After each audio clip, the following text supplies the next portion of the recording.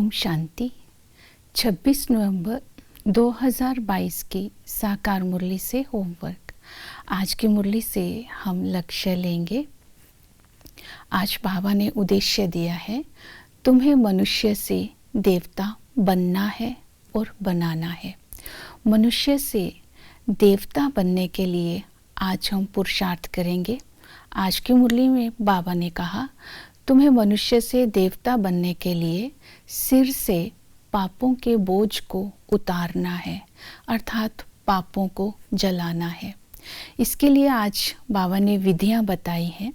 पहली विधि बताई, इस अंतिम जन्म में जो भी हमारी जीवन कहानी है वो लिख करके बाप को देनी है और राय लेनी है। तो आज हम बाबा के सामने अपनी जीवन कहानी लिख करके देंगे। हमने क्या पाप किया, कितने अच्छे कर्म किए, सब कुछ, और निमित्त को बोल करके बताएंगे तो और ही अच्छा होगा। दूसरी विधि बताई, रूहानी यात्रा में रह करके पापों को जलाना है। यात्रा अर्थात निरंतर याद। निरंतर याद तभी हो सकती है अगर बाप का और स्वयं का यथार्थ परिचय होगा। तो आज की मुरली में बाबा ने अपना भी परिचय दिया और हमारा भी परिचय दिया। आत्मा का और परमात्मा का स्वरूप और स्वधर्म शांति ही है। तो आज हम बाबा को बिंदु रूप में याद करेंगे, अपने स्वधर्म में स्थित होकर के स्वदेश में स्वपिता की याद में रहेंगे और होने वाली प्राप्तियों को कर्म करते समय चिंतन में लाएंगे। बाबा पतित से पावन बनाते हैं, बाबा हमें विश्व का मालिक बनाते हैं। याद से ही विकर्म विनाश होते हैं और याद से ही आत्मा भविष्य में बड़ी आयु प्राप्त करती है, अर्थात आत्मा निरोगी बन जाती है। दूसरी विधि बताई, पवित्र बनने के लिए मनुष्य से देवता बनना है तो स्वदर्शन चक्रधारी बनो। तो बाबा ने कहा कि इस संगम पर, कलयुग और सतयुग के संगम पर आकर के बाबा हमें ज्ञान देते हैं सृष्टि के आदि मध्य अंत का, और हम ब्राह्मण सच्चे सच्चे ब्राह्मण बनते हैं। अब हम ब्राह्मण से देवता बनने जा रहे हैं तो स्वयं का दर्शन करेंगे। आज ये स्मृति रखेंगे, संगम युग पर इस चैतन्य मंदिर में मैं आत्मा दर्शनीय मूर्त हूँ।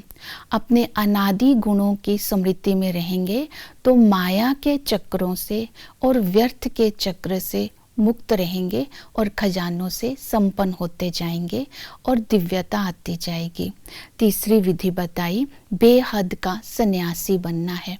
सन्यास अर्थात विकारों का सन्यास करना है। तो पहले हमें अंदर से बेहद का बनना होगा, अर्थात इस देह रूपी घर से बेघर बनना होगा। देह की धरनी से उपराम रहना होगा और साधनों को यूज करते हुए साधनों के बहाव से न्यारे रहना होगा।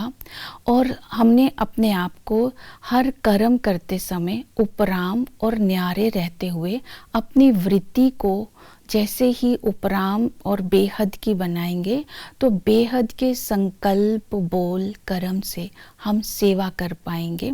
फिर संन्यास करना अर्थात पवित्रता की धारणा करना। पवित्रता की धारणा के लिए बाबा ने कहा कि इस निश्चय में रहना है कि संगम पर हम शिववंशी है, ब्रह्मा कुमार कुमारी है, साकार के नाते भाई बहन हैं और निराकार के नाते भाई भाई हैं।